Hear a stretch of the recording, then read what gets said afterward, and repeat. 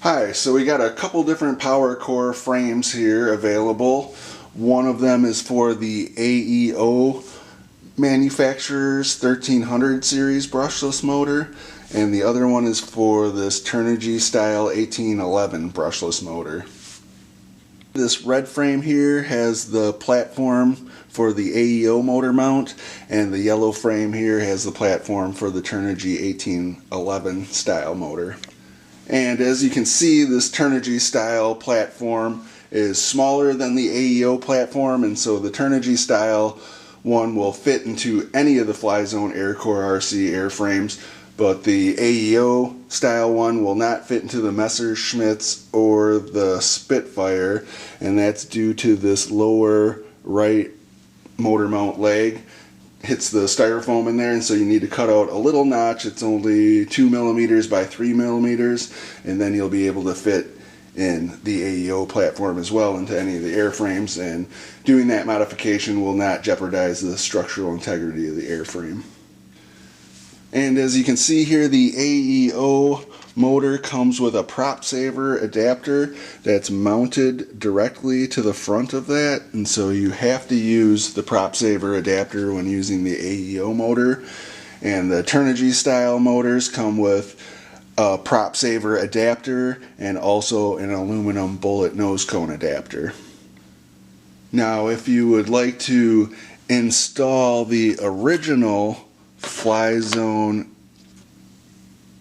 Aircore nose cone onto either one of these Aftermarket Powercores, you can do so. You'll have to use the prop saver adapter to do that, because you have to install these nose cone adapter pins into the center of these props in order to get that nose cone on, and you cannot do that if you use the aluminum bullet nose cone, because that'll go straight through the propellers, and then that doesn't leave any room to install those nose cone adapter pins. But it is nice to have the aluminum bullet nose cone here, just in case you damage the original Flyzone nose cones if you've been in a crash or something like that, because they need to be balanced out very well. And so if it does get damaged in any way and it's just not balanced out right, I'd recommend to switch over to the aluminum bullet nose cone, because using these prop saver adapters and the rubber O-ring, if it's not balanced out well, you can get some wobbling going on with it, and you definitely don't want that happening. And there's a couple of different props here that come with the Powercores. This black one here is a 5 by 4.5 pitch, so that's similar to the original prop that comes with the Flyzone Aircore. And then there's this GWS prop here, which is a 50-30, so that has a little bit less pitch on it. But these motors come in a variety of different kV ratings, and so having a little bit less pitch on there and a smaller prop, you can still produce a lot of power with these, because they are higher kV ratings than the original Powercore. The original Powercore came with a 2,181 kV, where these Powercores will come in a range of kV ratings from 2,200 kV all the way up to 3,800 kV. So that'll give you a lot of different options for props that you can use on them, and different styles of flying you'll be able to do. And these custom Powercores also come with a variety of different ESCs that you can get.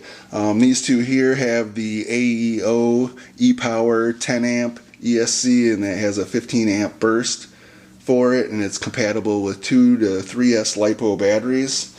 And I also have Powercores that are available with that original Powercore ESC, and that's a Hobby Wing 6 amp ESC with an 8 amp burst, and that's compatible with 2S lithium batteries.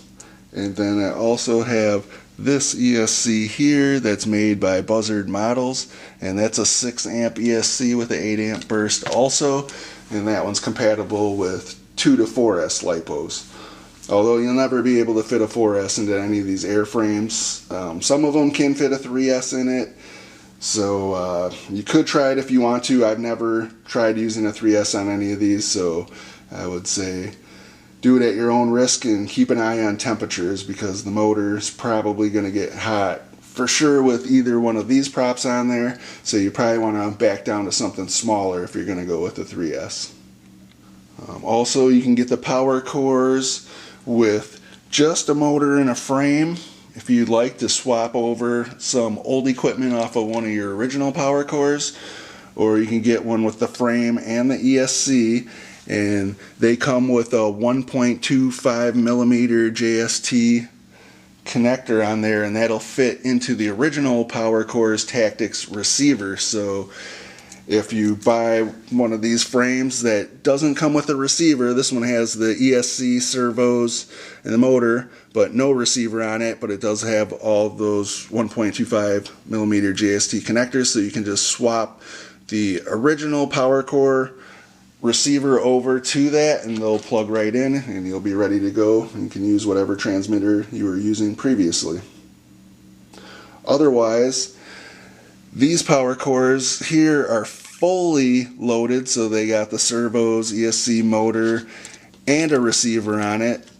This receiver is a FS2A receiver, and it has an FS-HDS2A protocol on it. So any transmitter that runs on that protocol will be able to run on this receiver. I know that FlySky transmitters work with it, but yeah, any transmitter that runs on that protocol will also work.